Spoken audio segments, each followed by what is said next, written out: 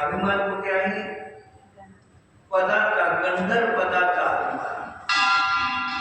भगवान महावीराला गंधर आले. गौतम भगवान महावीरा संकटच होते. जोपर्यंत गौतम गंधर भगवान महावीरा संकट समोशन मध्ये होते तोपर्यंत त्याला केवळ ज्ञान झालं नाही. गंधर्वांना सुद्धा तीर्थंकराचा राग जोपर्यंत असेल तोपर्यंत केवळ ज्ञान होते. मग ज्या दिवशी महावीराला निर्वाण झाला त्या दिवशी ते तिथे नव्हते. योग करू तर महावीर समोर तिथे थांबले ते पावलेलं. हे कुठे होते? गुणामध्ये. मग इकडे काय झालं? महावीराचा वियोग झाला, दूर गेले आणि ह्यांना मोक्ष झाल्यानंतर ह्यांना ते काय सांगतात? तीर्थंकराचा राग सुद्धा तुम्हाला घातक आहे. तुमच्या स्वतःच्या शुद्ध आत्म्याचा राग पण घातक आहे. मी आहे तर मला शुद्ध काय म्हणताय? मी शुद्ध आहेच. मग शुद्धाला राग सुद्धा घातक आहे.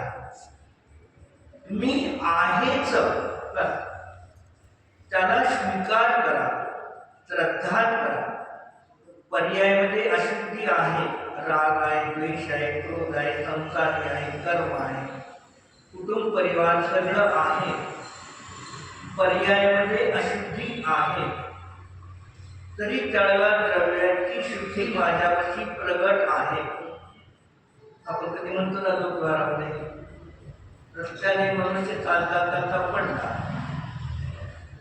ठेच लागली, नाक ठेचलं तरी माझ्यापाशी नाक आहे.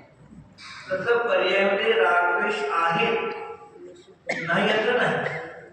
मग पर्यायाची अशुद्धी पण माझ्यापाशी आणि द्रव्याची शुद्धी पण माझ्यापाशी दोन्ही प्रगट आहे. आता मला माझ्या वर्तमानाच्या पर्यायामध्ये पर्यायाला लक्ष करायचं का द्रव्याला लक्ष करायचं आहे हे माझ्या वर्तमानाच्या ज्ञान पर्यायावरती अवलंबून आहे.